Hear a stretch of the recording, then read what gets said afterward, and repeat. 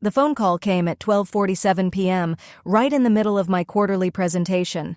15 board members sat around the table, notepads open, eyes on my slides. "Mrs. Brennan?" The voice on the line was careful, practiced, the way people sound when something has already gone very wrong. "This is Principal Hoffman from Westfield Elementary. You need to come immediately. There's been an incident involving Emma." My hand froze on the clicker. "Is she hurt?" I asked it calmly. My heart did not agree. "She's physically unharmed," he said after a pause, "but extremely distressed. Please come now." "We'll explain when you arrive." I didn't apologize to the room. I didn't explain. I closed my laptop, stood up, and walked out while 15 executives watched my empty chair. The drive should have taken 20 minutes. It took 10. I don't remember red lights. I don't remember braking. What I remember is the sound, not crying, screaming. The kind of sound that doesn't belong in a school hallway. I pushed past the front desk and followed it into the nurse's office.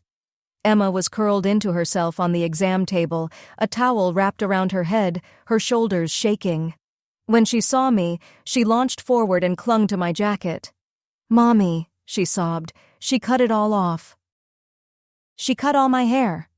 I lifted the towel, and the room tilted. Emma's auburn hair, the hair she'd been growing since kindergarten, the hair she braided every morning, the hair she wore proudly for her audition, was gone. Not trimmed, not shortened. Destroyed, jagged chunks, uneven patches, bald spots hacked down to the scalp. This wasn't a haircut. It was violence. Who did this? My voice was quiet, precise, dangerous. Emma sniffed. "Aunt Jessica," she whispered. "She said I stole Lily's part." She held me still and cut it. The name hit harder than the sight. My sister, a teacher at this school, a woman trusted with children. Principal Hoffman cleared his throat. "Mrs. Brennan, during lunch recess, Jessica called Emma to her classroom under the pretense of discussing a makeup assignment. She locked the door." He swallowed. "She used scissors from the art room." Emma clutched my sleeve. "She said Lily worked harder. She said I only got the part because I'm pretty. She said if I wasn't pretty anymore, they'd have to give it to Lily." I took photos, from every angle. My hands were steady. Then I called my husband. "David," I said, "call Morrison, now, then come to the school." Within the hour, police were taking statements. Jessica was escorted out in handcuffs, suspended pending investigation. But the damage was already done. We drove straight to my hairdresser. Maria nearly cried when she saw Emma. "Oh, sweetheart," she said softly, "we'll fix this." There was only so much she could do. The result was a pixie cut. Adorable, but nothing like what Emma had loved. Emma stared at herself in the mirror, silent tears sliding down her cheeks. "I can't be Alice now," she whispered. "Alice has long hair." That's when my phone rang. "How dare you have Jessica arrested?" my mother shrieked. "She's your sister. She assaulted my child." "She cut some hair," my father snapped. "Hair grows back." She held down an 8-year-old and mutilated her hair with craft scissors because her daughter lost a role. "You're being dramatic," my mother said. "Poor Lily has worked so hard. Jessica was just evening the playing field." I looked at my daughter's reflection. At her shorn head, at her broken silence, they had no idea what I was about to do. First, I called the district attorney.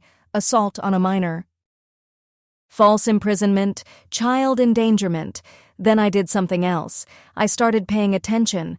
I discovered Jessica had been using her position for years to benefit Lily.